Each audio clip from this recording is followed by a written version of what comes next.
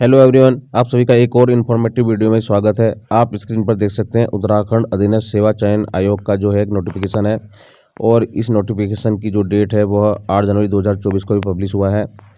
तो इस नोटिफिकेशन के अनुसार जो है उत्तराखंड अधीनस्थ सेवा चयन आयोग द्वारा जो है समूह ग के अंतर्गत विभिन्न विभागों में इंटरमीडिएट स्तरीय अर्हता के जो रिक्त पद हैं उनके लिए विज्ञापन किया गया है। आप देख सकते हैं विज्ञापन की जो प्रकाशन की तिथि है वो 8 जनवरी 2024 है, जो प्रकाशित हो चुका है।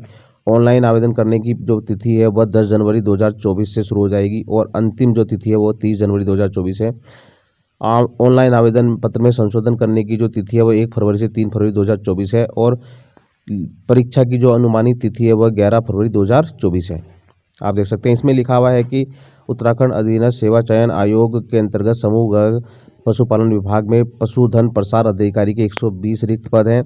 उद्यान एवं खाद्य प्रशिक्षण विभाग में सहायक प्रशिक्षण अधिकारी रसायन शाखा के 3 रिक्त पदों, रेशम विकास विभाग में अधिदर्शक प्रदर्शक रेशम के 10 रिक्त पद तथा रेशम विकास विभाग में निरीक्षक रेशम के 3 रिक्त पद अर्थात कुल 136 पदों पर सीधी भर्ती हेतु ऑनलाइन आवेदन पत्र आमंत्रित किए जाते हैं। और इच्छुक अभ्यर्थी जो है विभाग की जो वेबसाइट है ये www.ssc.uk.gov.in पर जाकर जो है इस आवेदन जो ये प्रारूप है एडवर्टाइज का, इसको डाउनलोड कर सकते हैं और वहीं पर दिए गए लिंक से आप ऑनलाइन आवेदन भी कर सकते हैं और 30/1/2024 तक आप ऑनलाइन आवेदन इसमें कर सकते हैं।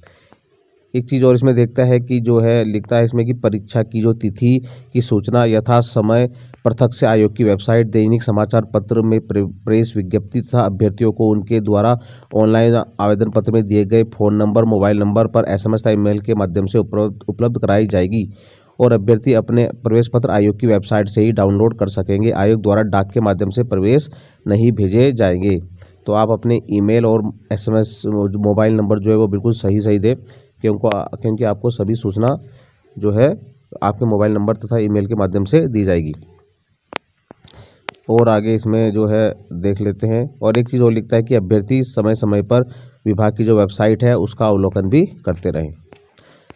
अब देख लेते हैं कि जो पदनाम है पशुधन प्रसार अधिकारी। पशुधन प्रसार अधिकारी के जो है कुल जो है आप देख सकते हैं 108 पद रिक्त हैं। आप देख सकते हैं इसमें दिव्यांग जो पर्सन है उनके लिए भी जो है पद हैं। आगे देख लेते हैं इसमें और जो अनाथ जो बच्चे हैं उनके लिए भी इसमें जो है पद हैं। आप देख सकते हैं इसमें कैटेगरी वाइज। और पशुधन प्रसार अधिकारी जो है केवल पशुपालन विभाग के विभागीय कर्मचारी हेतु है ये। इसमें कुल 12 पद है। आप देख सकते हैं यानी कि ऐसे कर्मचारी जो पशुपालन विभाग में काम कर रहे हो काफ़ी समय से, तो ये पद सिर्फ उन्हीं के लिए है। ये 12 पद हैं इसमें। इसके अलावा इनका वेतनमान देख लेते हैं। इनका वेतनमान 35,400 से 1,12,400 लेवल 6 का पद है। आयु भी काफ़ी अच्छी है, 21 वर्ष से 42 वर्ष तक है और पद का जो स्वरूप है वो अराजपत्रित, अस्थायी तथा अंशदायी पेंशन योजना से युक्त है। शैक्षिक अर्हता की बात करते हैं तो भारत में विधि द्वारा स्थापित किसी विश्वविद्यालय से जीव विज्ञान, कृषि पशुपालन विभाग में से किसी एक विषय में जो है स्नातक होना चाहिए। एक चीज़ और देख लेते हैं इसमें कि पशुधन प्रसार अधिकारी पद के लिए चयनित अभ्यर्थी से नियुक्ति के पूर्व न्यूनतम 2 वर्ष की अवधि के अथवा ऐसे प्रशिक्षण जैसा समय समय पर सरकार द्वारा विहित किया जाए पर जाने की अपेक्षा की जाएगी। यानी कि नियुक्ति से पहले से प्रशिक्षण अवधि में भी कहीं बाहर जाना पड़ेगा। चयनित अभ्यर्थियों को नियुक्ति से पूर्व 2 वर्षीय विभागीय प्रशिक्षण दिया जाएगा। प्रशिक्षण अवधि में संबंधित अधिकारियों को वेतन, मानदेय अथवा अन्य भत्ते दे नहीं है। यानी कि जो प्रशिक्षण होगा आपका तो उसमें आपको वेतन, मानदेय वगैरह कुछ नहीं मिलेगा, वो आपको खुद ही करना पड़ेगा।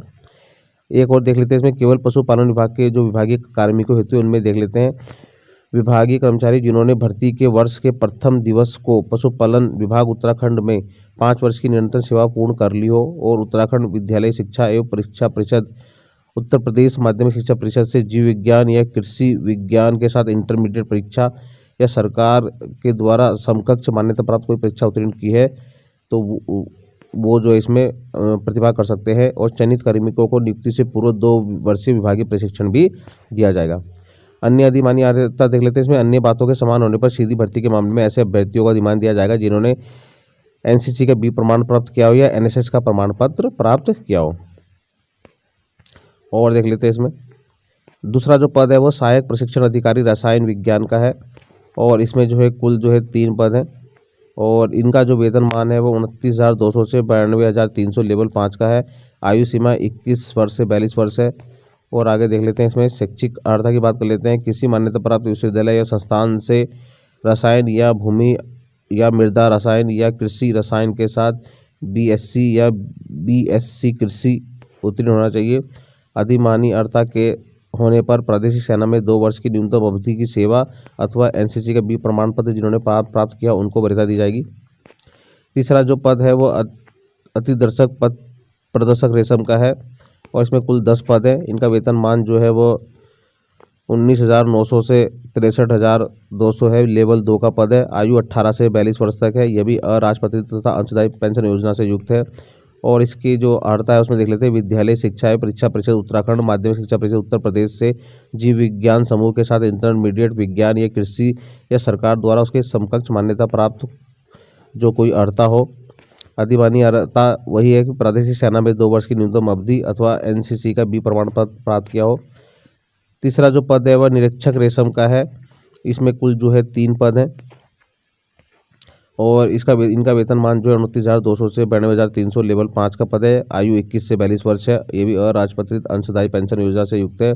इसमें भारत में विधि द्वारा स्थापित किसी विश्वविद्यालय से बीएससी जीव विज्ञान या कृषि या अधिमानत एमएससी प्राणी विज्ञान जिसमें कीट विज्ञान एक विषय हो या एमएससी कृषि या सरकार द्वारा उसके समकक्ष मान्यता प्राप्त कोई अर्हता। अधिमानता अर्हता इसमें भी सेम है।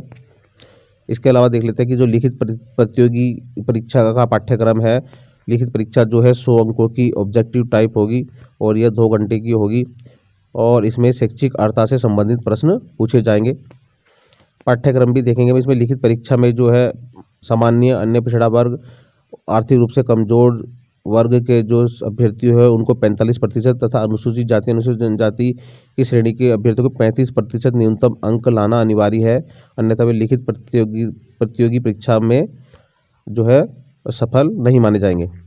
अभ्यर्थियों को ऑफलाइन लिखित परीक्षा की प्रश्न बुकलेट परीक्षा के पश्चात अपने साथ ले जाने की अनुमति दी जाएगी। ऑफलाइन लिखित परीक्षा के OMR की जो 3 प्रतियां होंगी लिखित, जिनमें से जो है परीक्षा समाप्ति पर प्रत्येक अभ्यर्थी उत्तर पत्र की मूल प्रति अपने साथ लेके जाएगा और 2 प्रति को संस्थान में जमा करना पड़ेगा। प्रत्येक प्रश्न के 4 विकल्प होंगे और सर्वोत्तम जो सही होगा उसके लिए अभ्यर्थी को 1 अंक दिया जाएगा और गलत उत्तर देने पर 1/4 अंक आपके काट लिए जाएंगे। ये भी आपने ध्यान देना है, यानी कि नेगेटिव मार्किंग रहेगी। और OMR शीट में व्हाइटनर आदि का जो उपयोग है वो उसको नहीं करना है आपने। आगे देख लेते हैं। इसमें इसकी चीज़ और लिखता है कि ऑनलाइन लिखित परीक्षा होने की स्थिति में प्रश्न पत्र व दिए गए उत्तर विकल्प अभ्यर्थी को उपलब्ध कराए गए मॉनिटर, कंप्यूटर अथवा टैब पर प्राप्त होंगे। यानी कि ऑनलाइन भी जो है परीक्षा हो सकती है, तो आप उसकी भी तैयारी करके रखें।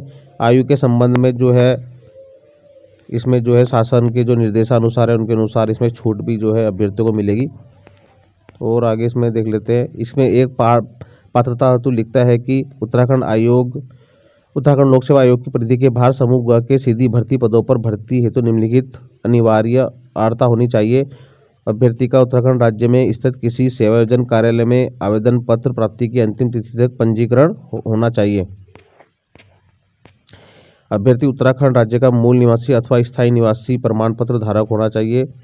अभ्यर्थी के पास उत्तराखंड राज्य का मूल निवास / स्थायी प्रमाण पत्र न होने की स्थिति में अभ्यर्थी द्वारा अपनी हाई स्कूल या इंटरमीडिएट या उसके समकक्ष स्तर की शिक्षा उत्तराखंड राज्य में स्थित मान्यता प्राप्त संस्थानों से उत्तीर्ण की गई है, तो वो भी भर सकते हैं इसमें।